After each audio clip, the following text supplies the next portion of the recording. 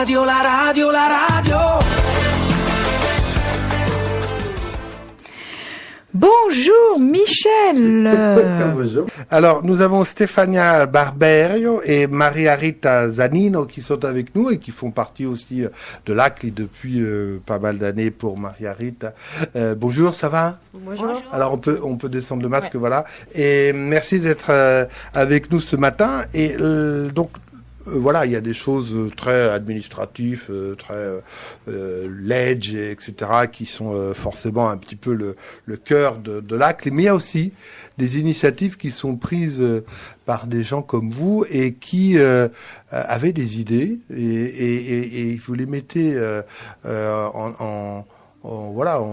en association pour essayer de faire avancer la planète au niveau écologique. Ça, c'est une très très belle initiative que vous avez prise ensemble. Ça s'appelle un livre pour le futur aîné. Quand on en a parlé hors antenne, je disais, mais ça existe cette chose-là, et apparemment oui. Stéphania. Oui, je laisse peut-être la parole à Maria pour cette introduction. Alors, tout d'abord, les projets Un livre pour le futur est né pour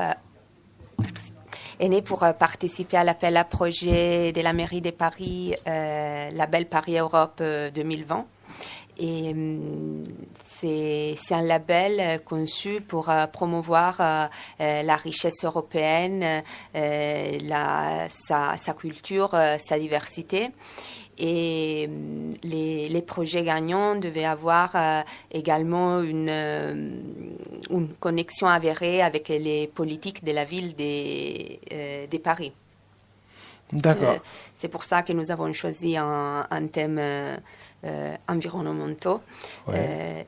Et comme la ville de Paris est très sensible au sujet. À l'écologie Oui. et tout ça. Et donc, vous avez fait un dossier, en fait, pour pouvoir être sélectionné.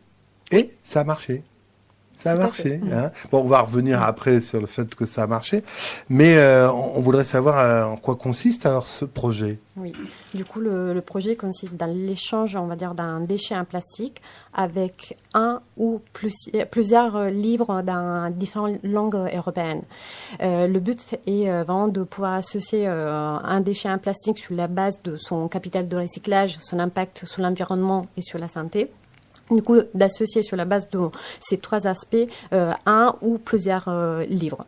Comment ça marche ? La volonté qu'on a, c'est vraiment d'encourager d'un côté l'accès à la culture, de l'autre le tri des déchets et plus particulièrement des déchets, des emballages, on va dire, en plastique. D'accord. Alors attendez, je comprends pas. Alors, donc moi j'arrive avec mon petit sac là en plastique d'ailleurs, avec plein de plastique dedans. Je viens vous voir et vous me donnez un livre ?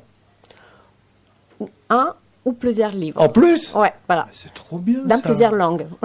En plus, mais c'est trop génial. Alors, mais le plastique, qu'est-ce que vous en faites, vous ? L'idée, c'est qu'avec le plastique qu'on a collecté, on puisse organiser par exemple des ateliers ou des activités pour transformer, on va dire, le déchet en quelque chose qui peut être un objet ou D'accord, ça va être réutilisé. Voilà. Oui. Moi, je pensais qu'on vous amenait le plastique, vous donniez un livre. Alors, par contre, c'est vrai qu'il y a plusieurs plastiques. Donc, je crois qu'il y a une sélection du plastique. Comment ça se passe pour Oui, on est parti un peu sur une classification, on va dire, internationale du plastique. Les plastiques qui sont les plus connus parce qu'il y a énormément de types différents qui peuvent être mélangés. Du coup, on a créé une sorte de règlement de l'initiative. On s'est basé sur les 7 types les plus communs de plastique qui sont souvent identifiés par un numéro qui est entourné par 3 flèches. C'est un peu le cercle de recyclage de Möbius. Et du coup, sur la base de chaque numéro, on associe un ou plusieurs, dans le sens une valeur qui peut varier de 1 à 5 sur la base du coup, c'est qu'on disait l'impact sur la santé, l'impact sur l'environnement et le taux de recyclage. Par exemple, le plastique des bouteilles. Les bouteilles, elles sont un PET. Il est identifié du coup par un logo qui est souvent très peu visible et un peu caché. C'est le numéro 1. Du coup, ce plastique, c'est celui qui a le taux de recyclage le plus élevé. Mais par contre, c'est un type de plastique que si, par exemple, on laisse une bouteille sous la chaleur, sous le soleil, avec de l'eau pendant plusieurs heures, ça peut être toxique parce qu'il peut dégager des substances qui sont nocives. Et de l'autre côté, il faut aussi savoir que si on laisse une bouteille en plastique dans l'environnement, il faut environ 50 ans pour que ça se dégrade. Et tout ça, ça va polluer la planète, l'environnement, mais aussi... c'est qu'on voit dans la mer, c'est qu'il y a énormément de déchets en plastique qui sont rejetés dans la mer. Et ça, en fait, ça se dégrade très lentement, peut être ingéré par les animaux et par les poissons, par exemple. Et du coup, ça contamine notre chaîne alimentaire également. Et c'est pour ça qu'aujourd'hui, plusieurs, on va dire, associations environnementales, ils mettent l'accent sur le fait que nous mangeons, par exemple, 5 grammes de plastique par semaine, ce qui correspond à une carte de crédit. Voilà. Oui, sur une année complète, moi j'avais vu ça aussi, c'est l'équivalent de 40 kilos. C'est-à-dire, c'est un, vous savez, les poubelles qu'on vous donne quand vous avez des maisons individuelles pour le tri, hein, les grosses poubelles sur des roulettes, ça représente ça. Donc c'est quelque chose de phénoménal. Donc, alors, ça y est, moi j'ai compris, parce qu'au début j'avais pas trop compris, je pensais qu'on venait vous remettre le plastique, puis après vous le triez, puis vous le mettiez dans les cassonnettes exprès pour ça. Non, c'est pas ça du tout.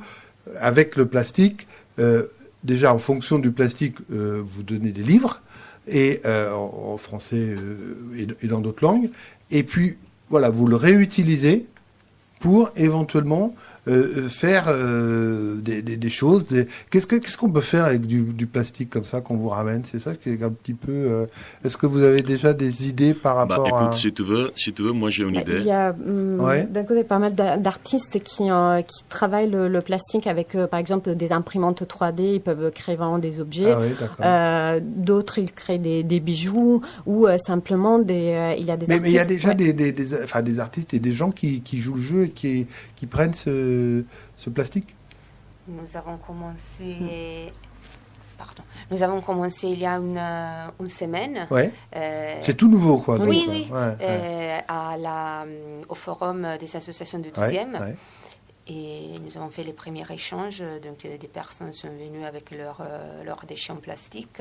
Incroyable. C'est incroyable. Ouais. Et pour le moment, nous les avons gardés parce que c'était vraiment un événement pour présenter les projets. On ne pouvait pas faire des ateliers pour des règles d'organisation du forum. Mais à partir... Mais en fait, de toute façon, c'est une très bonne initiative parce que c'est pour faire prendre conscience aux gens que le plastique, c'est vraiment quelque chose qui est très nocif pour la planète et c'est symbolique. Bon, on imagine bien que vous n'allez pas pouvoir recevoir des millions de tonnes de plastique et qu'on pourra les recycler en bijoux et tout ça après, tout au moins dans un premier temps. Parce qu'il faudra une chaîne derrière qui soit énorme.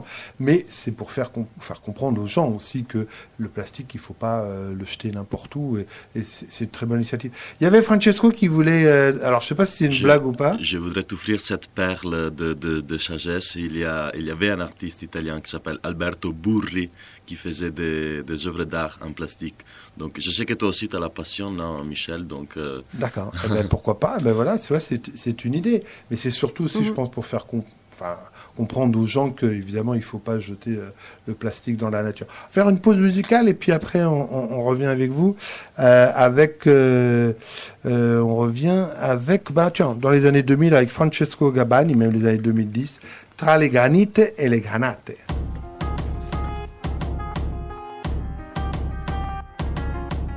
Estate, non, elle est finie l'estate, non? Ma insomma, il a fait chaud encore cette semaine à Paris. Hein.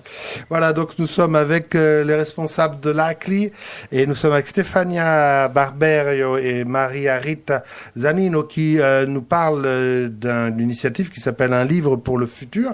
Alors on va essayer d'avoir un des responsables en Italie qui vous a donné un petit peu l'idée de faire cette initiative en France, mais lui c'est un petit peu différent. On verra si on arrive à l'avoir au téléphone. On l'a, je pense. Michele, tu es là? Ah, alors voilà. Michele Gentile, buongiorno. Sì, buongiorno, grazie. Sì, dove ti chiama? Io in Campania, in provincia di Salerno, a Polla. Sì. Insomma, si parla un po' di questo progetto, però lei non è completamente come un libro per il futuro, voi non è la plastica che raccogliete, sì? Dunque è un'iniziativa che è partita per provocare un po', perché in Italia il problema delle librerie del libro è un problema molto sentito, molto importante, molto grave, perché questo è il motivo per cui tante librerie chiudono. Quindi è partita come una provocazione nel proporre a dei bambini, sotto forma di gioco, uno scambio con la plastica e l'alluminio. Quindi ho proposto una bottiglia e una lattina in cambio di un libro già pagato, un libro sospeso, come il caffè sospeso. Mm-hmm. È cominciato da quando questa iniziativa? Allora, io ho cominciato nel 2016 solo con le lattine, poi nel 2019 ho abbinato, è partita la bottiglia e la plastica, perché solo con i metalli era un po' più difficoltoso, perché tranne l'alluminio, il ferro, poi questi metalli qui non avevano un riscontro oggettivo, era molto pesante, quindi poi invece è venuta la plastica e ho abbinato la plastica, che è un problema molto sentito, dove i bambini hanno creato una favola intorno a tutto questo, anche perché quando proponi un gioco a un bambino si sa, il risultato è assicurato. Ma non siete sommerso da tutti questi rifiuti ormai da 4 anni?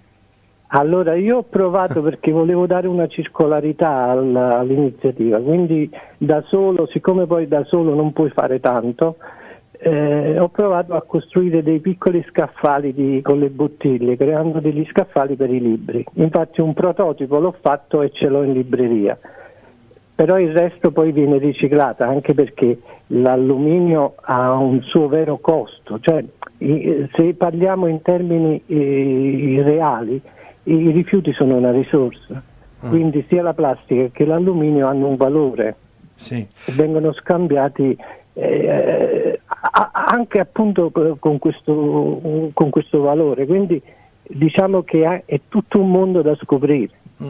Allora abbiamo Stefania Barberio e Maria Rita Zanino che sono con noi, che parla del progetto, ma in Francia, che però è soltanto per la plastica. Forse hanno una domanda da fare a Michele Gentile?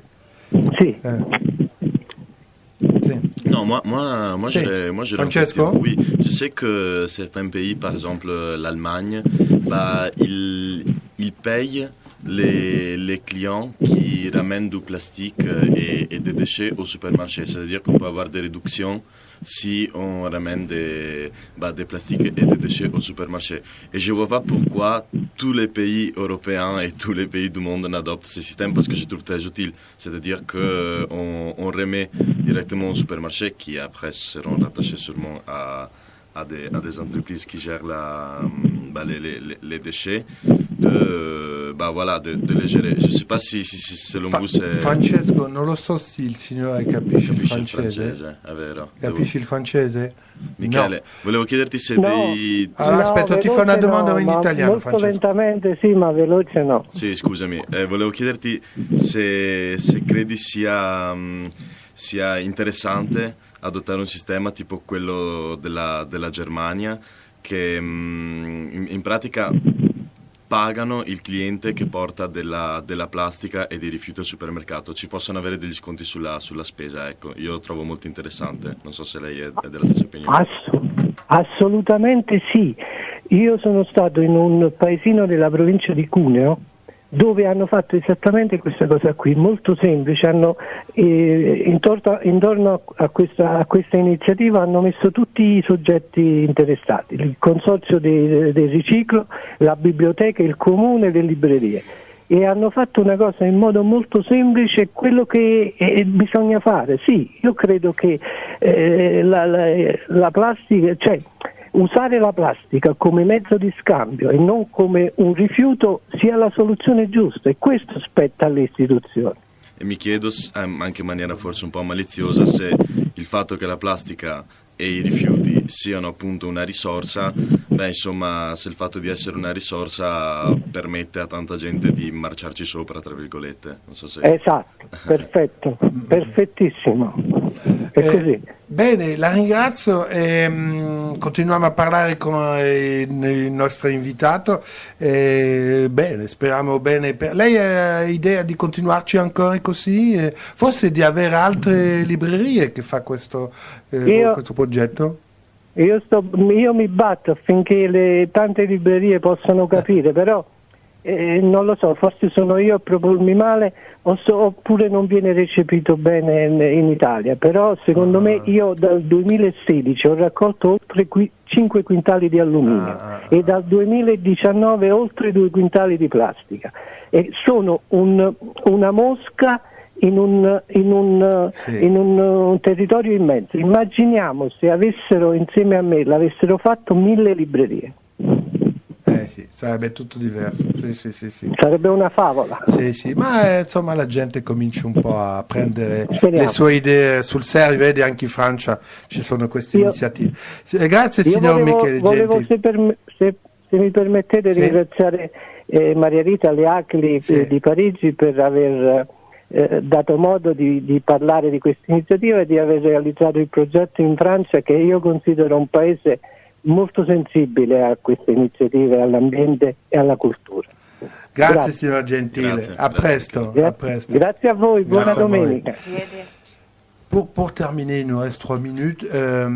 Comment ça fonctionne, puisque en fait, bon, l'autre fois c'était aux formes des associations que les gens amenaient un peu de plastique, mais c'était, j'imagine, un peu symbolique, puisque vous démarrez depuis une semaine. Pour les prochaines semaines et les prochains mois, comment ça va se passer?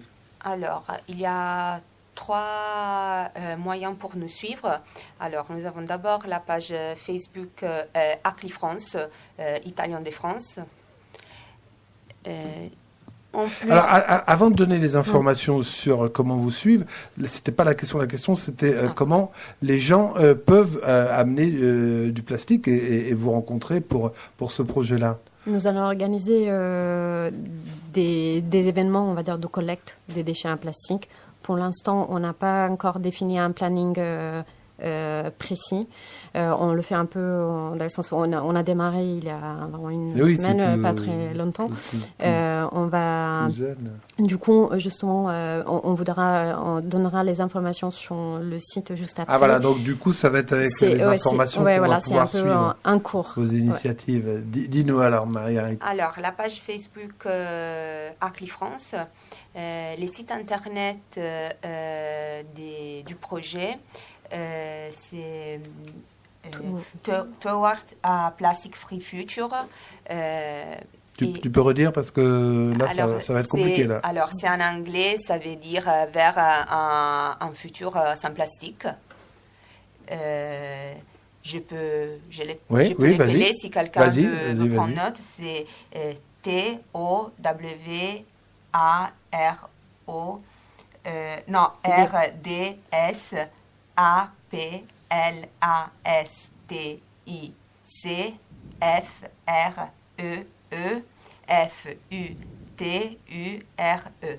Encore une fois, en double vitesse. Non. Mais je crois que là, peut-être, il faudra changer. C'est un peu compliqué, parce que là, c'est trop compliqué. Les gens, ils vont jamais y arriver. Mais bon, c'est le début, c'est normal. Nous sommes hébergés. Notre projet est hébergé sur un site qui était déjà créé sur des autres initiatives sur les plastiques. D'accord. Donc, d'autres possibilités il y a notre mail. Oui. Un livre pour les futurs @gmail.com. Bon, ça va. Et les réseaux sociaux, du coup, c'est l'Acli France. Oui. La page Facebook. La page Facebook de l'Acli France. D'accord, voilà. Alors, c'est une initiative qui démarre, donc on aura l'occasion d'en reparler. Vous reviendrez pour nous dire un peu comment ça se passe, comment ça avance ce projet. Merci à vous, merci donc à Stefania Barberio, Maria Rita Zanino, Stefano Cavacciut et puis Elisa Librati aussi qui est là et on la salue, on vous salue et on espère que vous reviendrez peut-être d'ici à la fin de l'année, comme ça sera sympa de voir un peu comment ça a évolué votre projet et puis surtout ne jetez pas de plastique dans la nature parce que c'est une catastrophe. Après on la reboit finalement dans les eaux minérales. Il y a malheureusement aussi un petit peu de déchets plastiques. Merci. Merci à vous. Merci à vous.